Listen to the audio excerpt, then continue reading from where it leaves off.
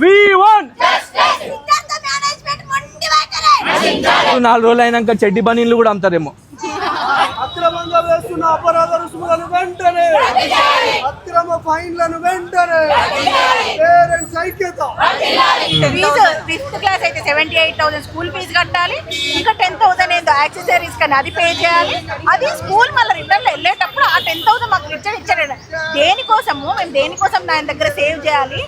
Year అదంతా ఇంకా academic admission fee separate, school fee separate, ఇది ఇంకేదే. మళ్ళీ స్కూల్ బ్యాగ్ సపరేట్, పౌచ్ ఉన్న బ్యాగ్ ఒకలాగా 950 రూపీస్, పౌచ్ లేని బ్యాగ్ 900 రూపీస్. ఆ బ్యాగే ఉండాలి, వేరే బ్యాగ్ మాత్రం యూజ్ చేయాలి. దాన్ని పనిష్మెంట్ చేయాలి. మన పిల్లల్ని వేసినాం, ఏం పుక్కటికి వేసినామా? కడుతున్నాం కదా, ఫీజులు కడుతున్నామా లేదా చెప్పండి. నా పిల్లల్ని నేను నీ స్కూల్లో చదివిపిస్తున్నా, నేను తల్లిదండ్రిని. నా దగ్గర పిల్లగాడు డేలా ఒక ఎంత 2/3 టైం ఉంటుందేమో, కానీ మిగిలిన టైం అయితే మీ స్కూల్లోనే ఉంటాడు కదా. మరి నేను బయటకు వస్తే ఇజ్జత్ పోతుందా? ఈ మాట ఇక నీకు ఎంత గలీజ్గా ఉంది తెలుసా? నువ్వు ఒక చైర్మన్వి, తండ్రి లెక్క ఉండాలి పిల్లలందరికీ, అట్లాంటిది బయటకు వస్తే ఇజ్జత్ పోతుంది అంటావు. అదే ఆ మాట వింటుంటే నాకు ఆశ్చర్యం అనిపించింది. మీ డిమాండ్ అయితే న్యాయమైన డిమాండ్, అది ఎవడైనా కానీ కొట్లాడనీకనైతే నేను రెడీ. ఇప్పుడు మీరు రోడ్ ఏం బ్లాక్ చేస్తలేరు, ఎవడన్నా లోపల పోతా అంటే వాళ్ళు పక్కకు జరుగుతున్నారు, లోపల పోతున్నారు, వస్తుర్రు.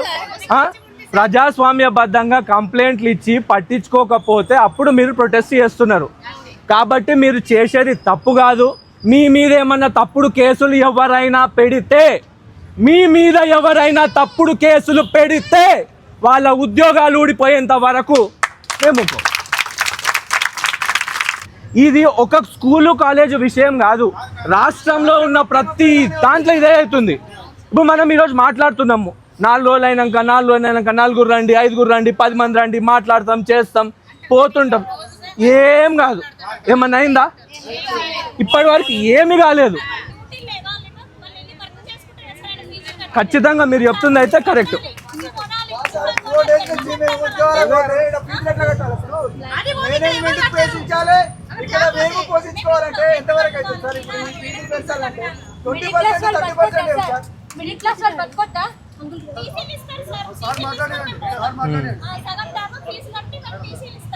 మావి కూడా ప్రభుత్వం దగ్గర 4 డిమాండ్లు ఉన్నాయి.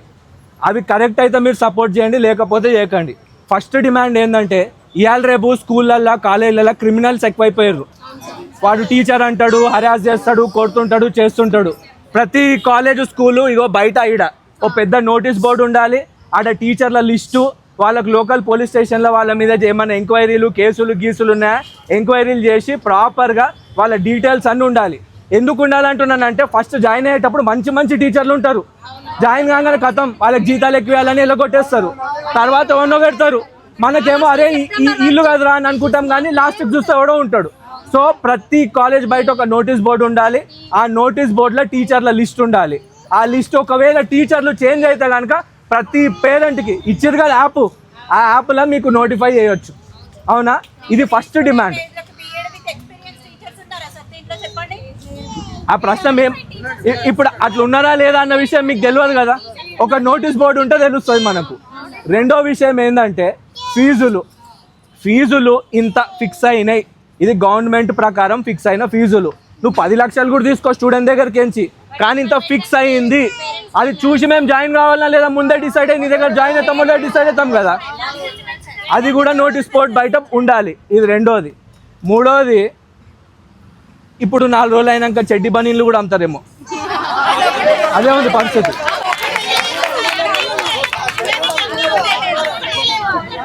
అన్నీ ఉన్నాయి, అది ఒకటే లేదు. ఎందుకంటే ఇందాక ఫస్ట్ నేను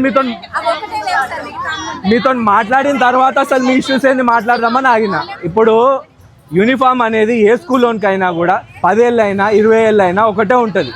ఎందుకంటే ఇప్పుడు రోడ్డు మీద పిల్లగాడు పోతున్నాడు, పలానా ఏడో రోడ్డు మీద పడిపోయిండు, ఆ పిల్లగాడికి యూనిఫామ్ ఉంది, ఎవరో పోలీస్ అయినా చూసిండు, అరే పిల్లగాడు ఆ స్కూల్ యూనిఫామ్ ఉన్నది, ఆ పిల్లగాడు అని అనుకుంటాడు. నువ్వు పూటకొక యూనిఫామ్ మారుస్తే ఏమన్నట్టుగా? తప్పు కదా. సో యూనిఫామ్లు అసలు మార్చొద్దు. ఒకవేళ మార్చేది ఉన్నా గవర్నమెంట్ దగ్గర ఉండాలి. ఆ గవర్నమెంట్ ఈ యూనిఫామ్ అని పెట్టాలి, అదే యూనిఫామ్ ఉండాలి. యూనిఫామ్ చేంజ్ చేసేది ఉంటే గవర్నమెంట్ అప్రూవ్ చేసిన తర్వాతనే చేంజ్ చేయాలి. అండ్ ఇంకొక ఇంపార్టెంట్ అజెండా పాయింట్ ఏంటంటే, ఇప్పుడు మనము వీని కడుతున్నాం, కొంతమందికి రిసీట్లు ఇస్తాడు, రిసీట్లు ఇవ్వడు, 40%, 50% ఇవన్నీ అవుతున్నాయి. అసలు మనం కట్టే ఫీజు గవర్నమెంట్కే కట్టేసి గవర్నమెంట్ అనే స్కూల్కి చక్కగా ఉంటే ట్రాన్స్ఫర్ లేకపోతే తీసిపడే అంటే మంచిగా ఉంటుందా లేదా? ఇది మా డిమాండ్.